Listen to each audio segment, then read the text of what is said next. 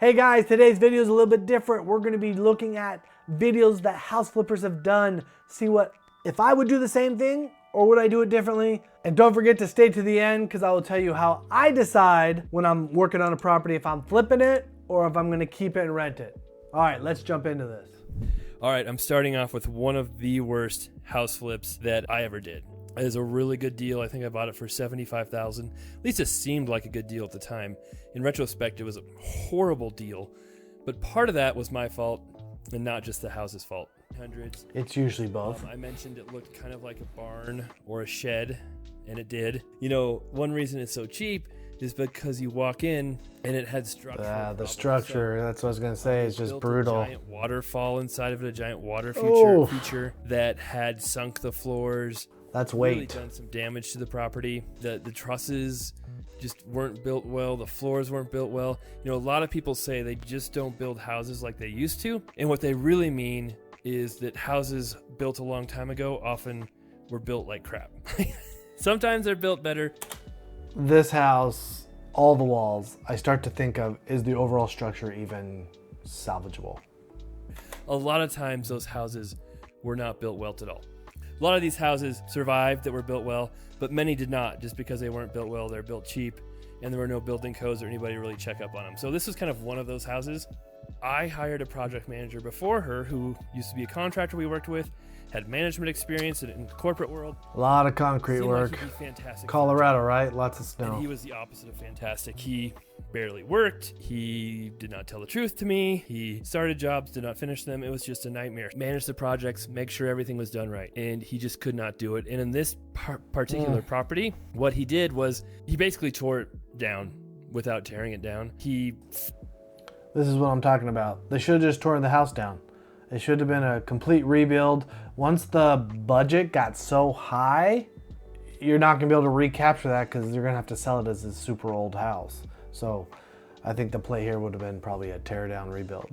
Filled in the basement with concrete, tore off the addition on the back of the house, and See, you lost the addition already. pretty much left the house open to the elements for months with no tarp. Left a giant 10-foot gaping hole in the back of the house. Just opened me up to tons of liability, but he didn't see a problem with it. I went there a couple of times like, hey, what's going on? Why? I don't know why you would trust a new project manager with a project to this size right away. I feel like I would have them do other projects before and earn this type of project. Does this house look like this? And that's when he did, oh yeah, maybe I'll put some plywood on it or something. Maybe we'll put some caution tape around the giant hole in the backyard. So it was just problem after problem after problem. And he was hired to fix these issues and he just ignored them. This house, I never ended up fixing. I decided just to sell it as is because it was such a mess. I think we sold it for $95,000, something like that, which is more than we bought it for. But I held it for like 16 months or something stupid and was paying property taxes, insurance. We did some work to it. So I definitely lost money on it. Can you imagine if it was in the market, the current market of today, which is going down? So lost money, held on to it way too long, sold it for more just because the market went up, because it's actually in worse shape than it was. I mean, you'd be in a giant hole today. Probably lost $20,000 on it without really fixing it, which is frustrating. The good news is it helped me get rid of that project manager and find Nikki, who's done a much better job. The next worst house I bought was also in Loveland, Colorado. Kind of a cute little look in the front. This was one that was on a super busy road, but it was zoned residential and commercial. They kept lowering the price, and I kind of threw a price out there. I'm like, hey, if I can get it for this, I'll buy it. And they're like, okay, sure, we'll do it. And I didn't really expect them to do it. I'm like, oh, what did I just agree to? I've done that before in a couple times, so I have to be careful. Okay, so it seems like a habit, a little bit of not always doing all the numbers all the way. He mentioned previously 20 to 30 flips a year. Looks like just trying to buy so much and some of the underwriting is going out the window. Big problem there. The house was kind of cool with really custom brick exterior, had a big lot, but it had massive trees. So we hired a company to tear down the trees. So the company we used before a number of times, they came through, tore down like half the trees, left the other half. We couldn't get a hold of them. They wouldn't respond to us, so we left some bad reviews. Then all of a sudden they came back and said they'd fix everything. They never came back. They never fixed everything. Had to hire another tree company to come out and do a bunch of the work. It just cost. If you used them before, that's a good sign. However, to only cut down about half of them, it makes me think you might be a little too much budget conscious to where the negotiations with the contractors, if you undercut them so much on price that they have zero wiggle room whatsoever. So the moment anything gets bad, then they bail. And then it's enough trees and such a big thing that they're willing to do that. Cost us a bunch of time and money, and that tree company even ended up changing their name because of the bad reviews we left and starting another tree company. So we ended up probably spending $50,000 in repairs on this house, and it took a very long time to get that done. And we listed it. I think we listed it. So you can tell, so the rehab level that he's shooting for here, right? Not the white, you know, kind of shaker cabinets per se. So he's updating it. You can see the appliances, yes, stainless steel, but like super entry level, over the top sink. Little more kind of lower income level area. Around that 289 and just got no action. I completely missed the boat on my value on this one, and I just underestimated how badly that road would hurt the house. And I've done that before on flips as well too, where I just underestimate how bad busy roads will affect flips. Yeah, that does happen. We ended up selling it for something like, was it 235, 240? That's a huge difference, but a busy road can do that. I thought. So yeah, we did end up losing money on that one too. All right, the next flip was a super duper nightmare. And again, I should have known better before I bought it, but I didn't. All right, out in the middle of nowhere. I'm noticing a trend with a lot of these where I really should big shed, big garage before I bought them, but I still bought them. I've given Nikki a lot more power and veto power on properties, and she has stopped me from buying some other ones that probably would have turned out. Now he's getting to the point he needed that. He needed that support to make him run the numbers better versus he's probably so focused on growth and just trying to acquire these properties. He needs someone to make sure they're looking deep enough at the numbers and to stop him when he needs to be stopped. Just as bad. I also let her price all my properties too, just so they don't get in the mode of overpricing them, which I never want to do and can hurt you in the long run as well. The issue with this house was it was on half an acre, but it was out in the country, had a septic that had to be redone, but being out in the country to be a legal lot, and with setbacks and rules for septics, I had to have at least an acre to put in a new septic. He only had half, so right? This is a completely illegal house. That should have been caught up front. Knowing what size of lot to make sure it was legal and running everything through title, all of that should have been found out ahead of time. And then the price would have reflected it. When we added the lot, it was a crazy situation. I can't even remember what all was happening. That's usually a sign, don't buy it. Paid the neighbor 10 grand for his part of the lot, which is actually a good deal. We had to go to the county, get the survey, get all that done. That took 9 months, I think, with the county. Then we had to go back, get the septic done. So all in all, it took us 18 months. Oof, 18 months. So that mistake up front about the land plus the water is just time. So it's not just the cost of having to get that stuff fixed. It's 18 months of either your money's tied up or I bet hard money and all your profits being eaten up right out the window. To get all of this done, fix up the property. Looks like it's a trend of his to forever do a lighter, more oak or wood cabinets. A good deal after all of this. Like we paid $173. But I think we paid almost $100,000 in water tap, septic, lot, all of the cleanup, and then we had the rehab on top of that, which was probably at least $50,000. See, he should have known about all three of those ahead of time. Shouldn't have been that extra $100,000. We had a little carrying costs, selling costs, all of that. This is one of my worst house flips. Didn't lose the most money, but just took so much time and effort and resources, and didn't pay off at all in the end. The next house flip, I think this was in my nightmare house flip. Yeah, you can see from the outside that look how low that roof line is. Bought it from a wholesaler again, and I think I paid $56,000 for it, which was incredibly cheap. But this is also a few years ago. Look at that whole back extension; it's super low. For 7 years or something at least. And you walk through, and it was just destroyed. Like it really needed to be torn down. But I don't like tearing down houses. We're seeing a trend, right? Really need to be torn down. This one should have been another one. We don't tend to look outside the box that we normally do. This probably would have been a great opportunity for someone that was willing to tear it down and build a new home, or wholesale it to someone like that. I went ahead and tried to save it. And the big problem here, I had a contractor who I was using at the time who convinced me to do an addition and add to the square footage. And now you're doing additional permits. bid $56,000 for the entire job. And I kept asking him over and over again, hey, that sounds too cheap. I don't think you can do it. Yeah, $56,000. You're doing a whole addition, remodeling the whole house. Sounds like a new build. For that. And he's like, nope, I guarantee it, over and over. It's like, I guarantee it, I can do it for that. No problem. If we go over, it's on me. Went through the process of tearing down the back of the house. Oh, there it goes. Rebuilding the addition. Got probably... Look at that. Look at that. There's not much left of the house. Why would you not just do a new build? Makes no sense. 3/4 of the way done, and he bailed on me. Said, hey, I need 10 grand more just to keep going, or I quit. I can't. Okay, back to our theme.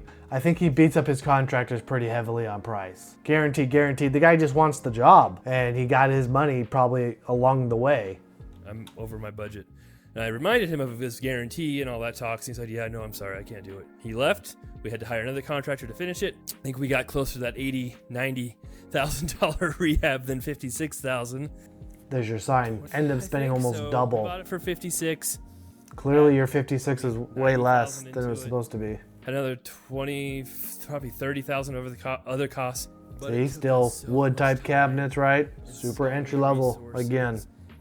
So, which I get. If you're going to be going kind of entry level, right, you got to get those rehab costs down. I get that. But when it's double, when your bid was 50% of what it should have been, it was a mistake from the beginning.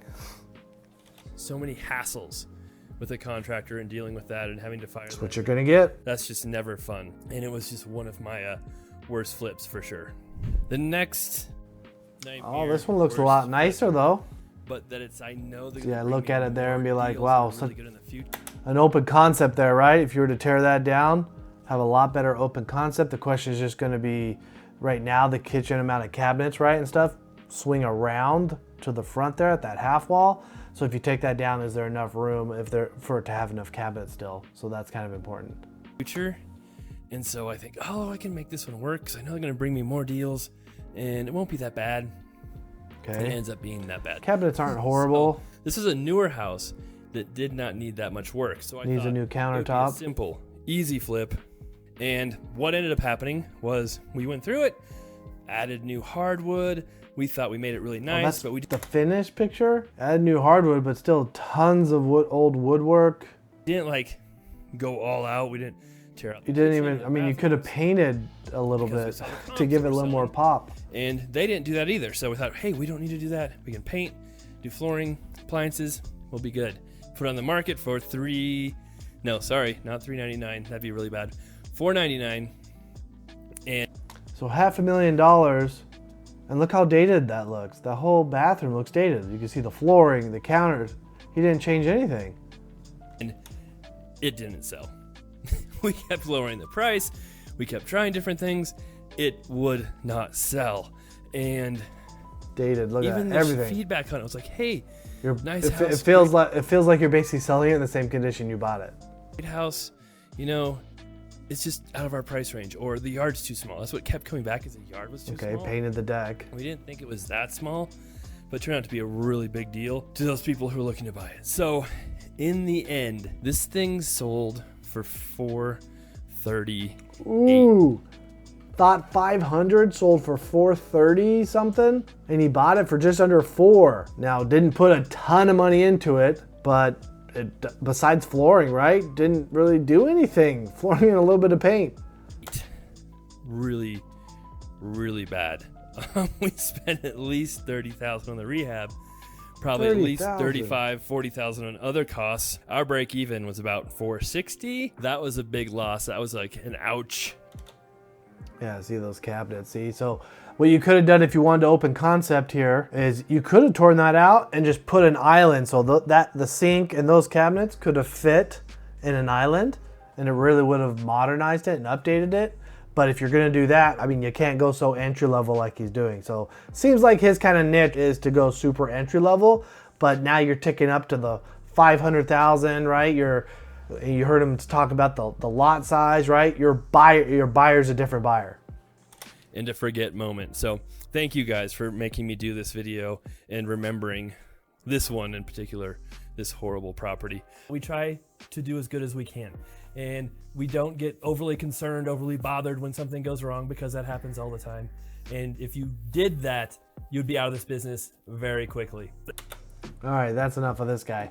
However, take note, he can't get that worked up about the ups and downs of how things go, because it's true. In house flipping, you gotta control your emotions. Otherwise, too much of a roller coaster and you won't be in this business. So out of this guy's 5 flips, I think that newer house, the last one, that one never should have lost money. The build quality, newer, people are gonna want it. It just seems like on a couple of them, right, he just didn't run the numbers the right way. They might not have even been deals all along, but he's squeezing it from both sides. I do think, I mean, it didn't have to cost that much to make that newer build house better.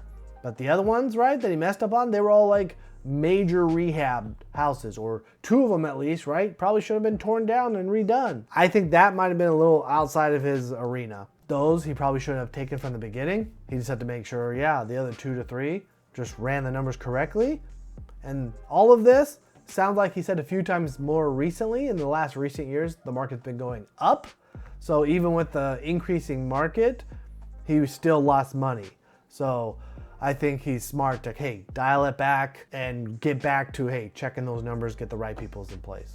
With the goal of trying to never get a loss, even though he's a house flipper, a different strategy could have been put into play. If he was going to lose 20 or 30,000, he could have refinanced and turned it into a rental. Sometimes possibly, Airbnb, vacation rentals, things like that. Obviously it depends on location and you have to run all those numbers, but I think sometimes you have to look at different strategies when things don't go well, or adjust. So even though he purchased it, he still went forward with his original plans, which I think on those 2 houses at least, that probably should have been torn down. If he would have just paused and realized he was in a situation that was outside of his niche and just partnered with someone that knew it was what they were doing when it came to a full new build, he probably could have made some more money.